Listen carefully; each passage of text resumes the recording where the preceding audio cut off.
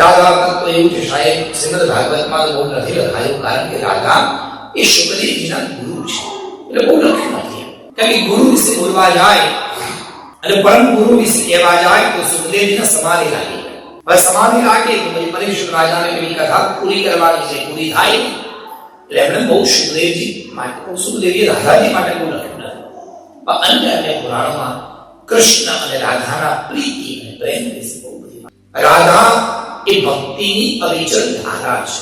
અવિચલ ધારા દ્વારા જો ભક્તિ કરવામાં આવે તો એને રાધા ભક્તિ કહેવાય, એને સખી ભક્તિ કહેવાય, નિરંતર ભક્તિ. અને એ નિરંતર ભક્તિના દર્શન તમે જુઓ. હવે તમને બે પાઠોમાં થશે. ગમે તે જીવનમાં પરિસ્થિતિ આવે પણ કૃષ્ણને ન ભૂલવા એ જ ભક્તિ છે. સુખ આવે કે દુઃખ આવે ભગવાનને ભૂલવા જ નહીં, એ જ પરમ ભક્તિ. એવી ભક્તિ છે રાધા. હજી ભગવાને ભૂલ્યું. હવે કલ્પના કરો સાહેબ, 100-125 વર્ષ વીતી ગયા છે. હવે તો રાધા પણ ઘરડી થઈ ગઈ. બોલો જય શ્રી કૃષ્ણ. રાધા જેવી વાર નથી. અને આપણે દ્વારકાધીશ પણ હવે બસ 100 વર્ષે પહોંચી ગયા છે. 100 વર્ષે પહોંચેલા દ્વારકાધીશ ભગવાન અને ઘરડી થયેલી રાધા. બોલો જય શ્રી કૃષ્ણ.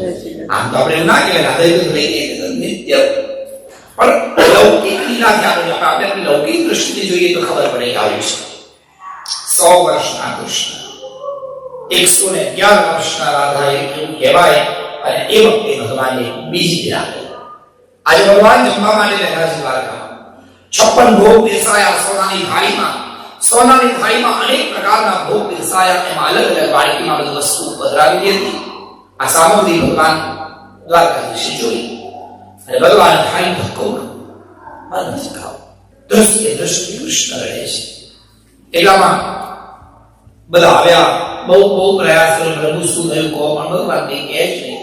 બલરામ આવ્યા અને બલરામે કૃષ્ણને ગળામાં લગાડી કીધું, આને શું થયું મને કહેતો ખરું, કેમ રડે છે, બધું બરાબર? નજર કરવાનું જુઆ ખાઈ. બલરામ આજે આટલા વર્ષો પછી 100 વર્ષ પછી મારી થાળીમાં ભોગે માખણ વાળ્યું છે. બલરામ આ માખણ છોડે વર્ષો વીતી ગયા, માખણ નથી. બલરામ આપણે એટલા બધા વ્યસ્ત થઈ ગયા કે માખણ ખવડાવનારી માને ભૂલી ગયા.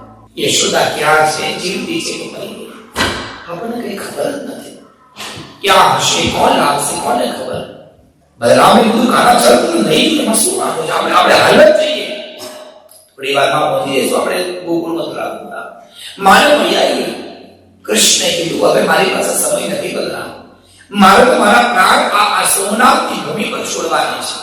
મારે ભારતના તીર્થમાં મારું સમાપન કરવું છે. હવે કદાચ જો ગ્રહ જઈશ આ શરીર વ્રજમાંથી પાછું બહાર, એ વખતે તો નાનપણ હતું એ નીકળી ગયો, પણ હવે તો મારી સમજ છે, હવે જઈશ હું કદાચ વ્રજ નહીં છોડીશ.